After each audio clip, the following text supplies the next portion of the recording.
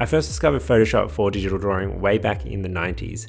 So when I decided to make the switch to Procreate, it wasn't a decision that I took lightly. It's been about 12 months since I made the switch, so I thought it'd be a good chance to make a video on Photoshop versus Procreate, 5 reasons to switch. This one is a no-brainer, but Procreate is much cheaper than Photoshop.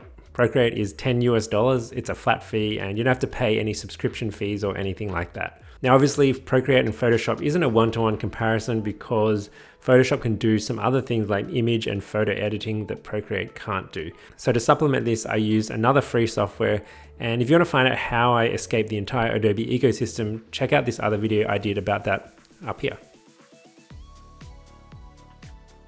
Procreate has a really modern interface and it feels like it's been built in this age of computing. Like it was built for the iPad from the ground up, and it takes advantage of gestures and all those kinds of things that just make it feel like it's a modern application that has been built for this time. And I know people will argue that having a modern interface isn't like that big of a deal. Like as long as different pieces of software can do what you need them to do, does it really matter if the interface is nice and fancy or smooth or anything like that? But I would argue actually it really does matter, and the reason why is because if you're a designer or an illustrator or anyone that appreciates creative arts or design, you'll understand that small items add up to big gains or improvements. So the small details in your design, or in this case in a piece of software, can really add up to creating a really good user experience, and having a good user experience will encourage you to want to create more, basically get the technicalities of the software out of the way so you can spend more time and energy focusing on being creative. A good example is, let's say if you wanted to rotate the canvas of one of your artworks. If I open up the gallery here, you'll see all my artworks here, and generally speaking, you'd probably think you need to go into each artwork, maybe go to a file menu or a transform menu and then click rotate canvas, much like in Photoshop. But in Procreate, you can rotate the canvas right from this gallery page just by using 2 fingers and twisting it like this. And it took me a while to discover this because it was so simple and so intuitive. It went beyond what I'd normally trained my mind to do. Small things like this add up over time and they just make the drawing experience much better, and something that I think definitely makes Procreate stand out above Photoshop.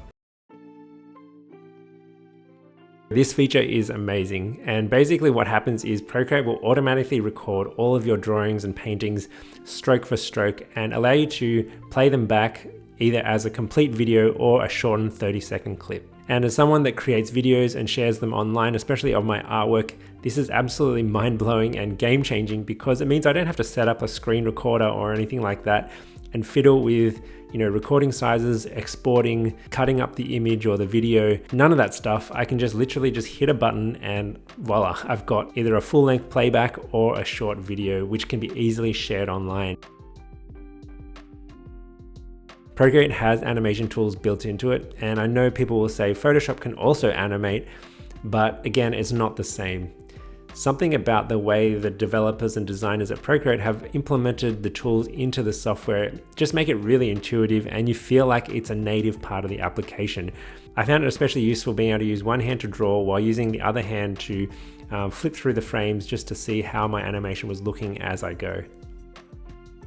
You can also export your animation to a number of formats that are easy to share without having to worry about things like codecs, transcoding, or compression. It's super easy and, well, it just works. So I've gone through 4 of the reasons why I think it's been really worth it to switch to Procreate, but this final reason is definitely a standout for me, and it almost makes me feel like I'm cheating as an illustrator. It almost makes me feel superhuman, and that is the perspective tool. Procreate allows you to easily set up multiple vanishing points on your canvas to create perspective and assist you while you're drawing.